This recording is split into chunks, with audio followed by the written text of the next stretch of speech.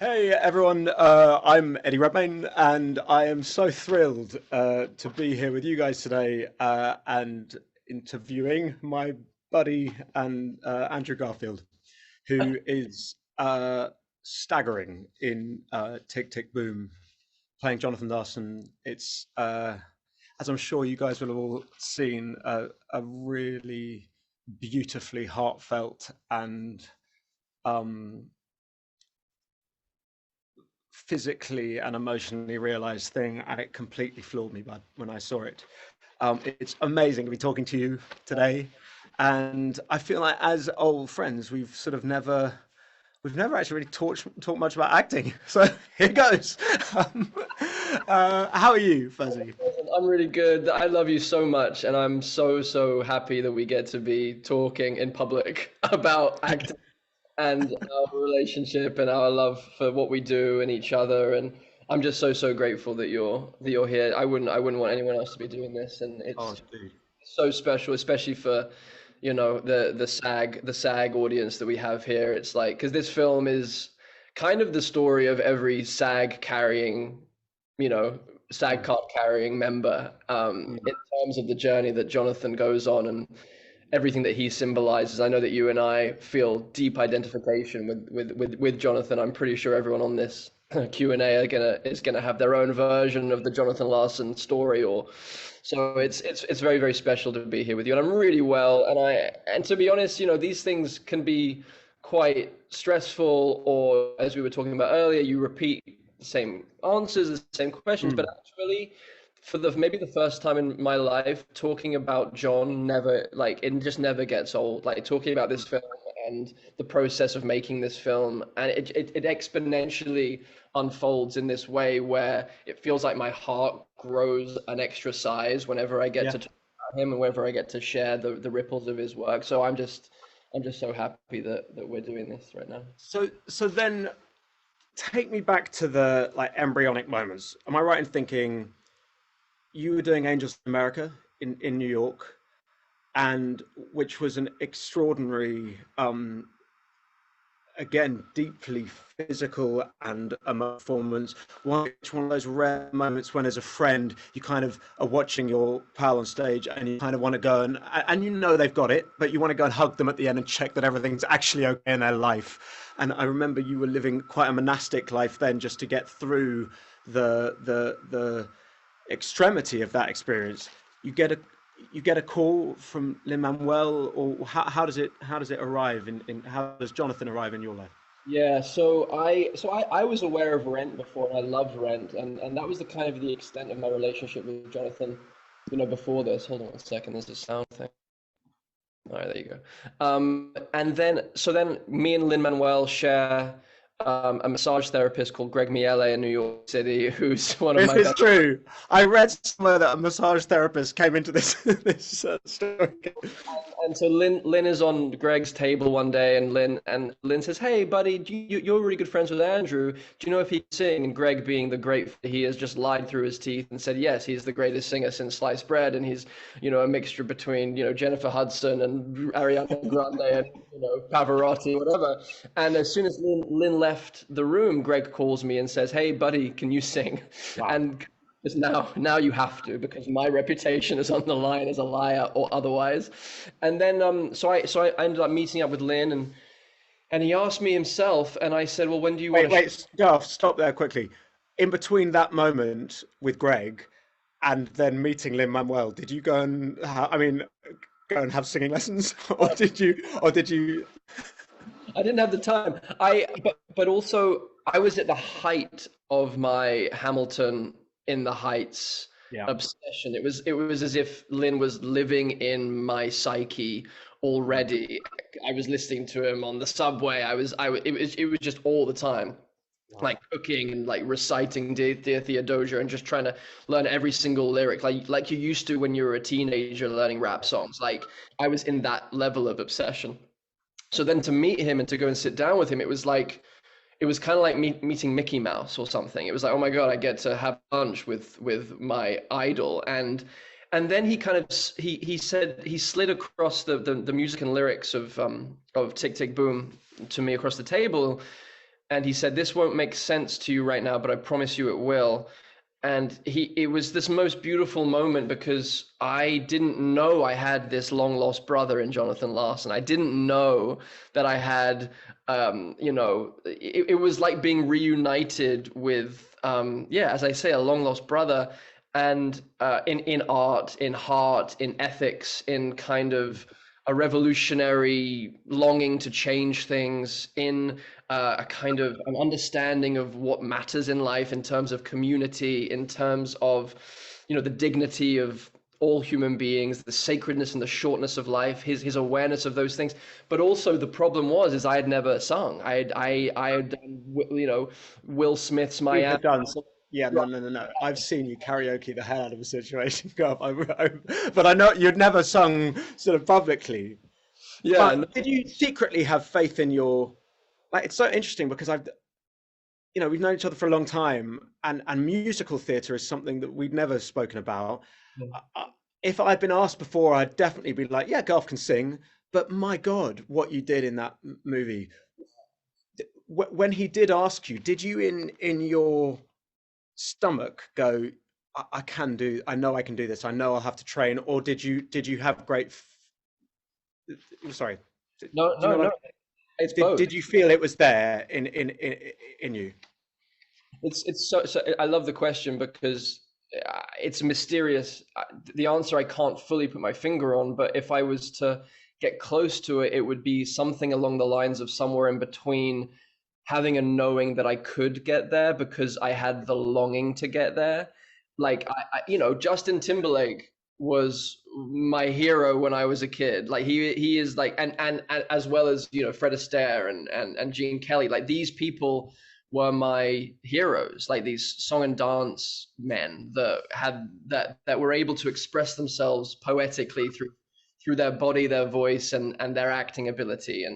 And I think secretly I was harboring all my life this longing to reach towards something that I maybe didn't have the courage to admit to myself.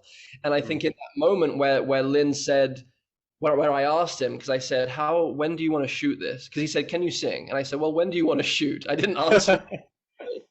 I said, wait, when do you want to shoot? And he said, oh no, well, I need more than a year to get myself to. I never directed a movie, so I need a year to get myself together. And I kind of paused, like I took a beat, and I said, yeah, yeah, yeah, I can sing, I can sing. Like it was like I think it was a gut feeling Yeah. of, but then of course once you start the journey owns you, and it Mm. was like, well, now now I've jumped in the deep end, and now I have to. It's all well and good having the idea that maybe you can get somewhere and having the self belief that maybe you can get somewhere. As we all know, like the best moment is when you book the gig.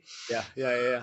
That 30 seconds. Yeah, the 30 seconds where you, or like that night, that one dinner where you get to Yeah. celebrate with your friends and your And then you family. go, fuck, I've got to do it. Yeah. Then you have months, if you're lucky, to stress about it, thinking, can I actually ever get to the place where this isn't bad?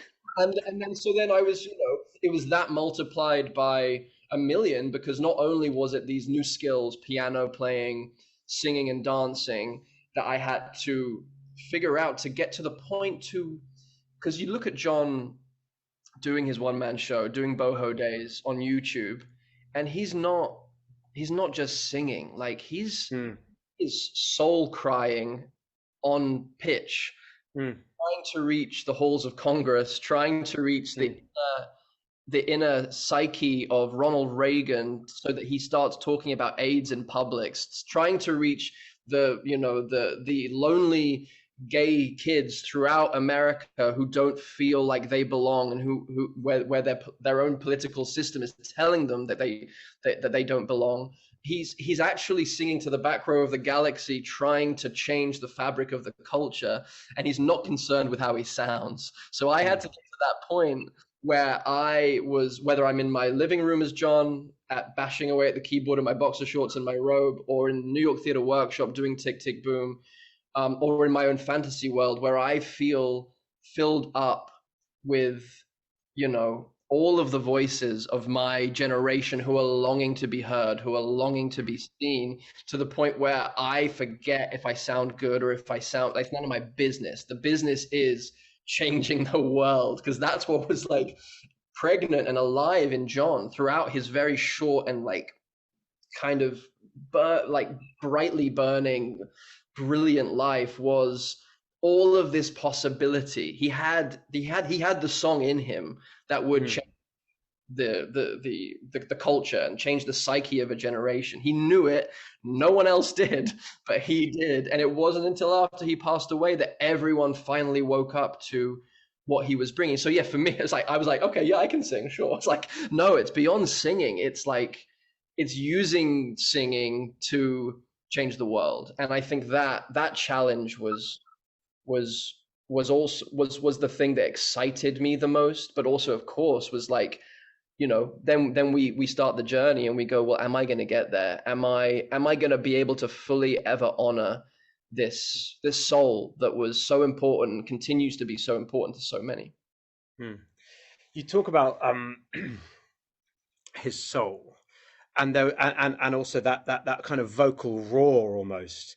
And it was amazing for me to watch because it's strange watching your pals like on screen. It's always weird because you know them and you know their soul and you know their um their face and you know everything about that. And so that sometimes I find watching Friends, it's difficult to be transported in the way that another audience member who didn't would. There was something in that first song when you're at the piano and your this vein was pulling out of your throat, and it felt like a roar, and it felt, even though you looked like my mate with yeah, your hair was permed a bit and thing, but it was completely transformative for me, and I thought that the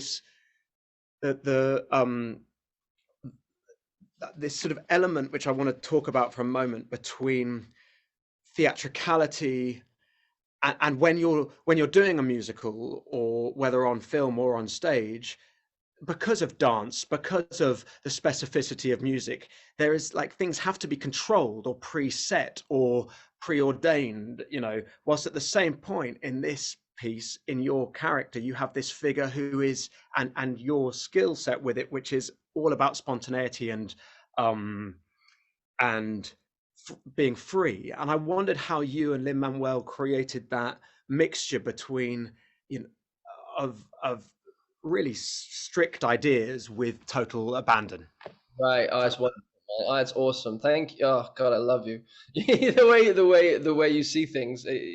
You really were an art history major, weren't you? You were. Ah, don't know about that. No, Colorblind one. colorblind art history major, but no, but like the way that your perception, I just appreciate you so much, and as someone who is a musical theater kind of historian yourself as well, an aficionado doing cabaret right now, which I'm so excited to see, and I cannot fucking wait because I hear it's just transcendent. But coming from you, it's a very high compliment everything you said. But like, because yeah, I mean, it's yeah, for me, of course, coming into this, it was like, well, I've never done a musical, and I know Mm. there's a formality, but actually, I think the beauty of John is that he did revolutionize the form. He did Yeah. combine rock music with his one of his loves with musical theater, which was maybe his ultimate love, and the spontaneity, the aliveness, the kind of the wild abandon. Mm. It's just his nature. There's John's nature. That was the kind of North Star. That was the guiding light. And to have a filmmaker, and we both know this. I mean, and not to mention a first-time filmmaker, to fully trust their actor and to Mm. say, where does John want to take us today? To literally every morning we would start, and we've but then but wait, backtrack, because then I have to honor Lin Manuel in a different way, because he created this like a play. He rehearsed this like a play. We did 3 workshops in that year over the Right. course, and I would sing a little bit more every workshop, and we would bring in a different cast of characters every workshop, and I would be getting more and more intimate with the material and more intimate with ultimately. Sorry, Garth, was that being specific? In those workshops, were you just focusing on a specific scene, or do you see what I mean? Or no, or It was the whole, everything?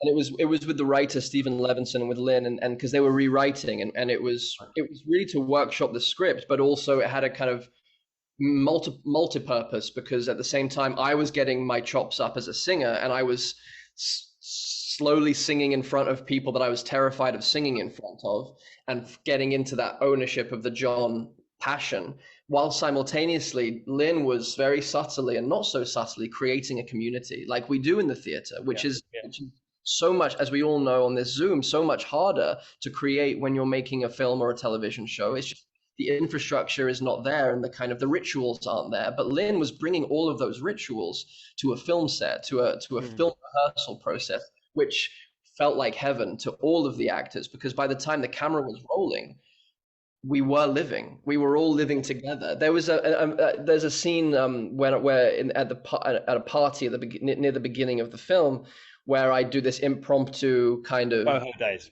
Brilliant. it's, Yeah. it was scary, but of course, it's kind of like it's the perfect example of that spontaneity of John, where everything becomes an event. Like he made everything. He's like, we're not going to have a party. We're going to have a peasant feast. We're not going to, you know what I mean? It was like everything became an event. Everything became sacred. He made things sacred. And in that moment, that was such a beautiful moment of spontaneity. And at the end of this, so we were shooting that in the middle of COVID. And in the end of that number, we got that in the can, and it was in the middle of the night. We had 30 minutes left on the clock, and Lynn comes in full covered in PPE and he says, I'm going to DJ. Mike is going to have a steady cam, a handheld camera party, just party out and dance on each other and breathe in each other's faces, because we were all so starved of human contact, so starved of the things that John was writing about and fighting for, that we all just went mad for 30 minutes and just played, and we knew exactly how to be, and the camera just picks it up, and it was kind of like that. So every morning, Lynn and I would get together, and we'd be like, so where does John want to take us today? And we really allowed him to lead through us, through me as the vessel, and through him with the camera going, okay, go over there, he's going there, we got to get in the corner, we have to light it properly, figure it out, we just need to follow John. And that was a beautiful spiritual aspect of this. Like, of course, there was so much preparation, so much research and footage to look at, friends to meet and talk to, from his sister Julie, who was on set every day, to the person that lost their virginity to John. Like, everyone wanted to share every aspect of his life, because they wanted, this is where they want him here. They want him to still be here. There's a beautiful article that was written recently by a man named Todd Robinson, who was John's roommate, who's a writer and a director and an actor in his own right. And it's in Vanity Fair right now. And it's just a beautiful article about what it was like to be friends with John. And he speaks about Tick, Tick Boom. It's a beautiful thing. So they all want him to stay, to be here still. I think this film, that's what's been most transcendent for me, is like, there's a couple of things that have been most transcendent for me about this film.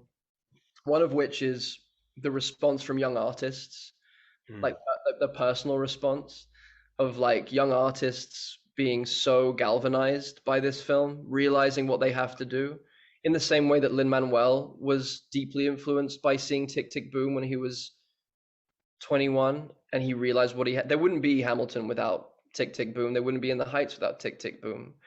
In the same way that there wouldn't be Rent without Sondheim. So there's that aspect which I find deeply moving. But then there's this other thing which happens, which is it seems like his old friends get him back for 2 hours whenever they want.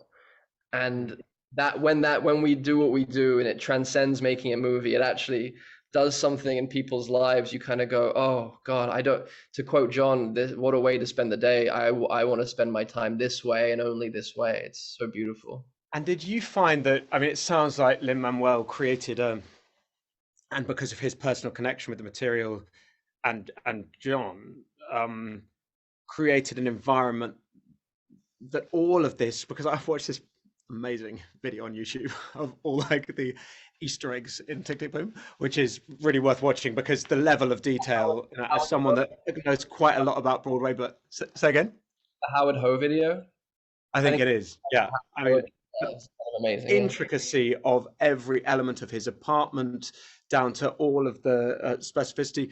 But as you say, there were so many people, whether it was his sister or and people in the room, like when you were at the workshop and you have Stephen Schwartz and you have these let alone Sunday, where you have some of the greatest actors on Broadway in Broadway history standing in front of you. There's playing a real person and then playing a real person immediately in front of people that were family members and friends. Like, was there a moment early on that you said to yourself, okay, well, this is just what the reality of it is. I've got to put that fear away. How did you deal with that, basically? Because I would have been like, I'm so lovely. Can I meet you at the screening if it turns out okay? Like, do you know what I mean? Rather, do they have to be in the audience? Yeah, yeah, yeah. I mean, like, I know they're important in his life, but like, is it necessary that they're here? Like, no, I listen. I mean, but there's millions of those things. Like that. That's just one version of the thing that creates the doubt, right? As Yeah, actors, as yeah, artists, it could be like 1,000 different things, but like we're just fixated on that one thing. And I know I think you and I have talked about this, but like I remember being in rehearsals for Angels in America in London at the National Theatre, and it was week two, and it was the first time we were doing a run through of part one, act one, and we have a 12-week rehearsal process, so I'm just like just feeling it out and exploring and not making any bold choices. Yeah, I'm just kind of playing, and then Tony Kushner shows up in the rehearsal room, and I'm like, oh, we're about to run the first act of the first one with Tony. Okay, and we finish, and I'm like, that wasn't terrible. And I look over to Tony, and he can't look me in the eye, yeah. like fully can't look me in the eye, and I interpret that in all the ways an actor interprets that. And I go for a walk on the south bank of the Thames, and I'm genuinely considering how to break a leg or how to in the water so that I get some kind of bacterial infection so I don't have to go back into rehearsals. And then after about half an hour of figuring out how to injure myself, I realize, oh, this is the same old friend that comes up every single time I go to act. Every single time that this moment happens where it's like the voice comes up and it's like, who you think you are, you don't have Mm, it to give, you don't know mm, what you're doing. And thank God, after 18 years of doing it now, I'm old enough and foolish enough to go, hello, old friend. I put my arm around him and I say, okay, we could throw ourselves in the river, yeah, or we could just take another step back into the rehearsal room and try again. And it's yeah, all that. Because I realized early on that like that feeling you think you're gonna die if you walk on stage, it's like, oh my God, I am literally gonna explode if I yeah, go on right now. I have nothing yeah, to give. I feel empty. I'm a fraud, all the imposter syndrome stuff.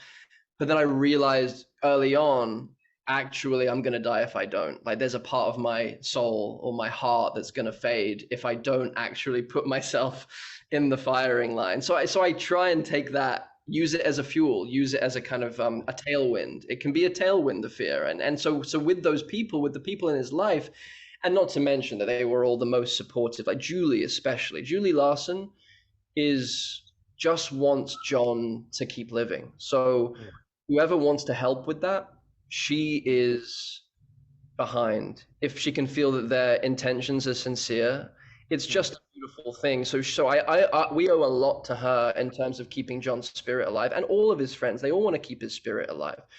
But that being said, of course, I mean, there was this terrible pressure, but also as we know, as everyone in the Zoom knows, it's the pressure that actually feeling of wanting to get it right, where we know we're close to ourselves, we know we're close to something that really fucking matters, and actually this is the only way we're supposed to spend our time. You know what I mean? I keep reading interviews of people being asked like how do they deal with nerves? And they're like, no, nerves are a really good thing. And I'm like, fuck it. I totally disagree. I think nerves are a horrendous thing. I think they do nothing but detriment. But one of the things that it's interesting doing a musical at the moment on stage, and I read you said, and I wanted to talk about because I really feel like it's so alive in your performance, is this idea of getting to go, there'll be a moment and I'm like, oh, I'd love just to, can I just go back and try that? And so I was thinking, of course there are all sorts of other limitations of doing a musical on film, but but was talk me through that. And did it seems to some of the moments of some of the I would describe as the textural moments of the piece. I could just see you being at your most playful and being given the space to go, this is your room, go play with it, like, but with the knowledge that that was literally Jonathan's room with the cassettes perfect, everything recreated. How was, given Lynn was, it was his first directing job, was that something he discovered or you talked about together? How did you mesh processes? Together, and I think it was something that, he was so open because Lynn, Lynn is one of those rare people that is elemental. He's an elemental force of creative nature on this earth in the brief time that we've got him. So like, but with that comes this kind of confidence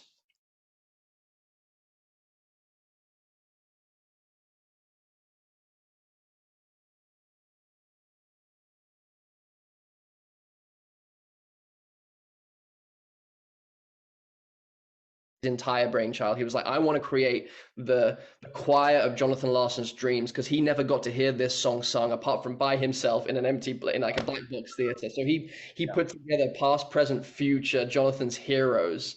Mm. So that wherever he is in the universe, he could maybe hear this kind of galaxy-brained choir singing for him this song as an homage to him, as an homage pastiche to Sondheim. So there's something beautiful, like, so he gets very granular and specific. But then I think early on he figured out the way I work is, especially on a film, is, and especially with a character like this, this guy is wild. He's turned up to an 11 all the time. He doesn't know what's coming in the next moment. He's finding Mm. it as he goes. He's following his nose. He's so instinctive. His guts are on fire all the time. He has Yeah. so much to express constantly. He will break in, and that's the thing about, like, another wonderful thing about doing this as my first musical was it didn't feel like it felt like the singing and the dancing were just John. It was just like, Mm. oh, no, John doesn't just talk to you. He will. In this story, this Todd, I think it's Todd Robinson. I think it's Todd Robinson's story. He tells the story of how John came out to Montauk or the Hamptons or something, or New Jersey, one night, and kept his best friend up all night till 3 a.m. performing Rent a cappella to this stranger's face in the middle of the like drinking whiskey, and like did the whole of Rent a cappella. So that was John. He didn't sleep.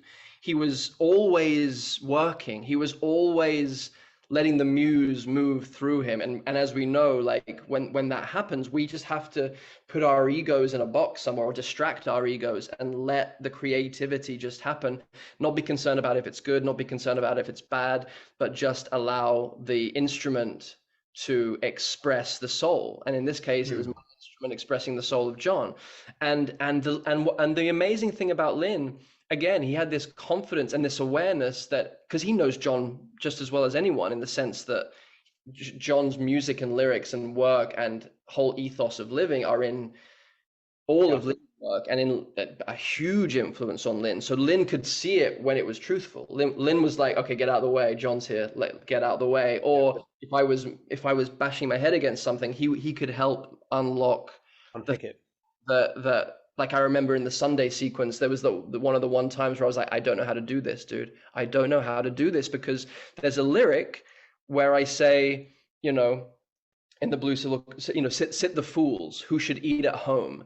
And I'm looking at Andre de Shields and Joel Grey and the Schuyler sisters and Beth Malone, and every like take 1 through 12, I would get to that lyric and I would literally crumble. I would like fold in Yeah. on myself, and I'd be Yeah. like, I don't know how to call them fools.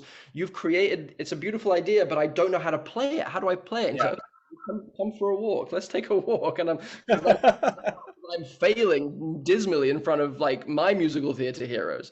And Lynn's like, oh no, buddy, you don't know that they're legends. You don't know that they're just your annoying diner goers that are, we know that they're legends, but you're just, you are just now in mastery of your annoying patrons. And I was like, okay, got it. And then we did it on the next take. And then the only thing in that, which we discussed again, was like, we need to break the fourth wall with Benedict. Yeah. It has to be, there's no way of, we have to, and that moment was amazing. And we found it in the moment, because originally it was like, we were talking about adjusting her hat like, Mm. Surratt does, puts the monkey leash Yeah. wrist in Sunday in the Park with George. And again, Jonathan was going, I don't want to do any adjustments on Bernadette. I can't adjust Bernadette. That's too much. It's too much. And then I found myself doing this gesture instead, which happened to be the thing that Bernadette does in an anniversary concert for Sondheim towards Mandy Patinkin during I forget the song. What's the song? It'll come to me. But so it became this moment where I got to be the channel for anyone who's ever watched Bernadette Peters' work, Mm. give her love. Like I became the kind of person that got to give her the love Conduit. Yeah. from the community, but also from anyone that's ever been touched by Bernadette's work and Sondheim's work. And there were so many magical moments like that. And in some senses, everyone else who was in that room, because we, as you say, we see them as customers, but we know who they are. But then that one gesture of the broken wall is it's literal for it was so beautiful, really. Um, Matey, talk me through the kind of the the sort of technical elements, just because did you shoot the, as it were, the tick tick boom, the workshop first? Was that live? Like, how was live singing versus recorded? Like, I know it sounds annoying, but I'm really curious from that point of view. Yeah. No, I love it. I mean, like, I love that question. So we started before the pandemic. We got through the first 2 weeks, a week and a half of shooting, and then Tom Hanks got COVID and the NBA shut down, and we were like, Yeah, maybe we yeah. should take this seriously. And I remember, we'd been building up, building up, building up, and I was getting my voice ready and working with the amazing Liz Kaplan and all of Lynn's amazing team. And then I see on the schedule at the end of the first week Hmm. a scene scheduled, Hmm. and it's the song "Why" in the Delacorte Theatre in Central Park, the emotional crux No, shut up. of Jonathan You're like, Larson oh, wait a second. in Tick Tick Boom. And I say, and I say to Lynn, I'm like, what's this? What's this, baby? And he's oh, yeah, no, we're doing that at the end of the first week. I'm like, what? No, no, what? What are you talking about? No, not. And he's like, no, this is great. Like, you're gonna get it out of the way. It'll clear the path. It's the hardest thing, and just like we're gonna bang it out. And like I remember on Mary Poppins Returns, like I was given my hardest number in the first week, and it just set me up for the rest of the thing. I was like, no. Why are we doing this in the first week? Tell me the truth. And he said, because we're gonna lose the location unless we do it in the first week. And I'm like, thank you for your honesty. I'm not happy with you right now. I have to go and train. And then, but also the two things were true because there were a few songs we needed to do live. I really wanted to do live, and that was one of them.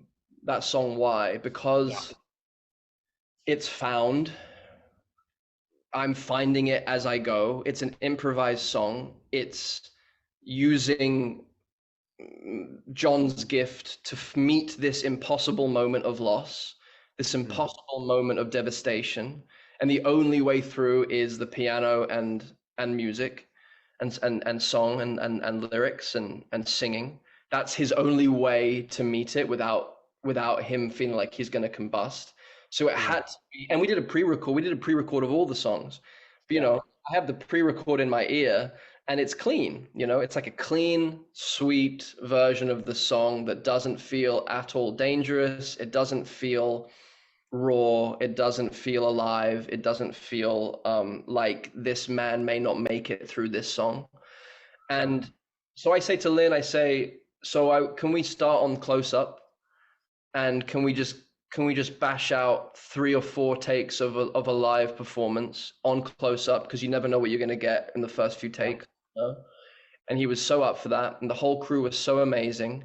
And Julie was there. Julie Larson was there at the Wow. monitor, and we were in the Delacorte Theatre in the middle of the night in Central Park, week Wow. one, and take one was okay, and take two was that feeling that we rarely get as actors, where we come to after the take and we go, Yeah. oh, I don't remember what that was. And then you're kind of dependent on people around you to let you know. And Lynn was the first face I saw, and he's sobbing, and I'm like, okay, phew, I can, like, Yeah. that's okay. And then and then the sound mixer, which never, I mean, like, he was this guy's amazing. This sound mixer. He's like, that's the take we have to use. Convince Lynn it has to be live. It has to be live. It has to be live. So I think Lynn was right. Like, I then felt like the rest could be under my belt, because that was absolutely the hardest acting moment, the hardest vocal moment, piano, like it was a whole thing. And it was like, and then we shut down for the pandemic.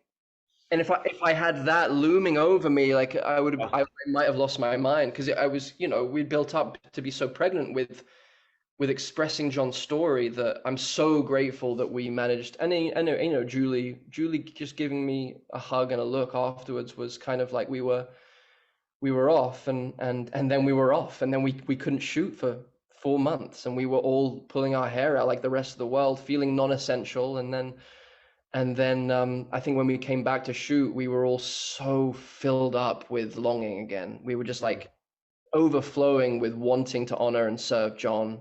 That Anyway, but the difference, but sorry. It's amazing, that thing, and I'm going to go to a question from someone who's watching in a sec. But that thing you said about that second take, for me, that's why you act. It happens so rarely for me, that feeling when something happens in a take or on stage that for a moment you're completely out of yourself. But that's the addiction. Like that's the reason why people are like, how can you do a play for 2 years on end? Well, because you never get it right, or you never get that thing. And if you find that thing, which genuinely for me happens once every 4 years, if you're lucky, for a millisecond. But yeah. But God, you feel it because in that moment you lean in. Right. So Pablo wants to know, what is the hardest thing about playing a character that existed in real life? Well, I don't know. I feel like we all want to treat every character we play as if they were real human Mm. beings, if they had existed or do exist. And of course, there is this extra thing that you and I both know, when we have played people that have actually lived and breathed, that it creates a difference, a kind of exponentially growing sense of responsibility in Mm. the sense, even with someone, who's been vilified, like Jim Baker. I still feel this terrible protection over Jim, and but it's much easier to feel protection over John, and the responsibility of playing. I just think it adds. Like I was recently playing, the last thing I did, which isn't out yet, is I was playing a Mormon police officer in Utah, who was having a crisis of faith. And it was kind of a foreign concept to me, but I was using my imagination to find my way in. And then Mm. I managed to connect with someone in Utah who happens to be Mormon, who happens to be a police officer in his early 40s, who had a Yeah. big crisis of faith because of a case he was on. And suddenly my body just went, oh my God, this person really exists. Like, I need this person to watch this piece and feel represented, to feel reflected back. But I think that's what the beauty of what we do as storytellers, and as actors, and that's where it feels like service. And especially when those moments that you just described, of being totally out of yourself but totally in yourself, those moments of divine dissatisfaction where you're so close to the thing, and it combines with that sense of responsibility and service to an audience, to reflect an audience's experience, to reflect the experience of being human beings, and to connect our collective experience of being human beings. That's when our lives become most meaningful. And whenever I think about that, whenever I go, if I could just make theater in a black box for an audience of 10 for the rest of my life, with great people and great words and great ideas, I'm going to be deeply satisfied for the rest of my life. And that is a gift, to have that as a kind of foundation. Yeah. Beautiful, matey. I now have a question from, sorry, I'm really blind, from Ty. Is there a specific song in Tick Tick Boom that struck you most emotionally, and why? Why? Why? And why? Why? Well, no, the song is Why. It's that song in the Delacour, and I wish I could say every song, because I love every song. And a song that I actually don't sing is one of my favorites as well. Come to Your Senses, the Alex Shipp and Vanessa Hudgens duet on, which is just like barnstorming, kind of like just incredible mix of voices and epic kind of swelling music. But why is that song? Because it's a ritual. Mm, It transcends a beautiful song. It becomes a ritual for John, and it became a ritual for me in terms of, and it still is a ritual for me if I need it, in mm, terms of integrating loss, in terms of living with loss, living with death. You know, obviously for John, he's finally accepting the possibility of his best friend not being alive for a lot longer, and maybe simultaneously accepting that his life, in some unconscious way, he knows is going to be short. mm, He's being initiated into an awareness that life is so sacred and so short, and the notes we have to sing are so finite, and we, if we're lucky, we leave here with a half finished song. And as I've shared with you, and as I've shared previously, I lost my mother before we started shooting, and of course, no one more important to me in my life. So that song, that night in the Delacourt, with Julie there, with John's spirit there, it was also a way of me, another night of me ritualizing and processing this impossible loss to process and ritualize that I will be doing for the rest of my life, in terms of the loss of the person that gave me life, my mother, Lynn Garfield. And so that song, like this film, for John's friends and family, give John back to them for a couple of hours in whatever degree.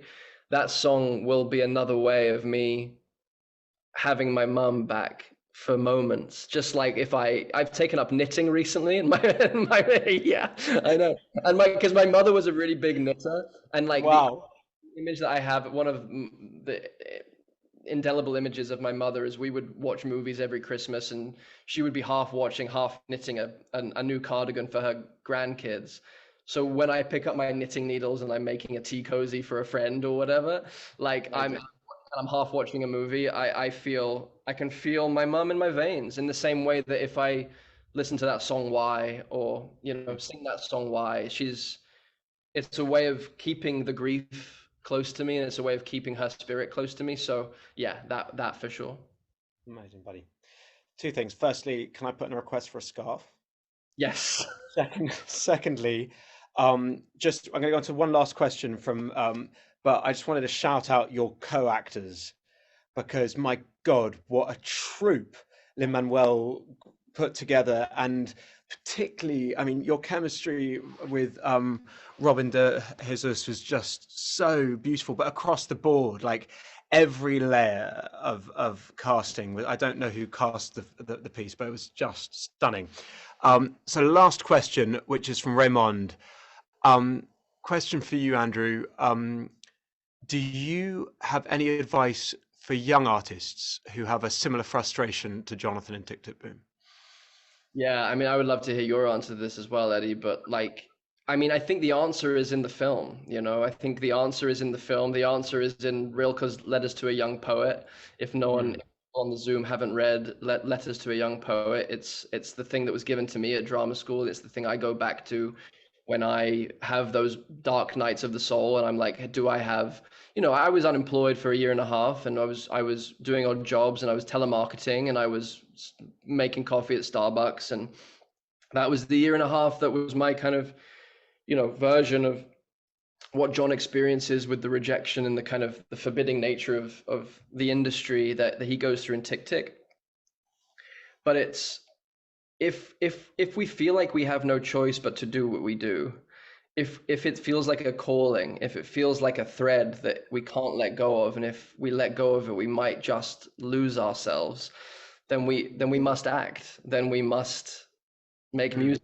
We must tell stories, and it's a spiritual calling to me. It's a vocation, and if we feel so deeply compelled, and I think that's one of the things that Lynn talks about when he watched Tick Tick for the first time off Broadway, and he had to go for a walk around the East Village and just kind of get lost for a while. It was as if Jonathan Larson was asking him from the other side, "Are you sure? Are you sure you've got what it takes?" Because that girl that you just saw the show with, she's going to get a real job, and you're not going to last in this relationship. And a bunch of your friends are going to get real jobs, quote unquote, real jobs, and they're going to give up their dreams. But are you sure? And you're going to get rejection after rejection after rejection. You're going to have to work 8 odd jobs, and you're going to have to, in order to keep your dream alive. Are you sure? And if after all of that kind of, so that's what I love about this film, is that it's the story of a failure. It's the story of a big fat failure after years, almost a decade of work and devotion and graft and poverty. And then he still decides to start writing the next one, and thank God he did, because it was Rent. And he left the world richer. He didn't get to receive any of the harvest or any of the flowers, but he knew somewhere deep down he had to write, just like Rilke says in Letters to a Young Poet. And I think this is a little message in a bottle, this film, for all young artists. And that's what's been so moving, is to have young artists going, oh God, I'm really scared, but now I know what I have to do. And then it's up to us as a community to actually make sure that we all have the opportunity to do the thing that we're meant to do, whether it's through, education opportunities or, financial opportunities. And that's where a kind of level playing field must be created. So anyway, I mean, there's no easy answer, but I wonder what you think, Eddie, as well. No, matey, that's a beautiful answer. And I think where you were pushing to towards the end, again, about mentorship, which is so held in this piece. Sondheim's relationship. We haven't even talked about Bradley Whitford playing Sondheim's beautiful. But even talking to one of my closest pals is a musical theatre writer from New York, and he and I were talking about the film the other day, and he told me, he never told me before, that Sondheim had sent him and after one of his workshop, and the fact that and clearly that idea of mentorship is so important. Matey, you're so beautiful in this movie. Congrats, pal. And what a treat to chat to you. And thanks to everyone watching and listening. And yeah, bravo, man. Beautiful work. I love you so much, Eddie. You're the best. You're my brother. And thank you, everyone, for being here. This has been really beautiful to share it with you guys. Thanks so much. Happy Sunday. Happy Sunday. See you guys. Bye.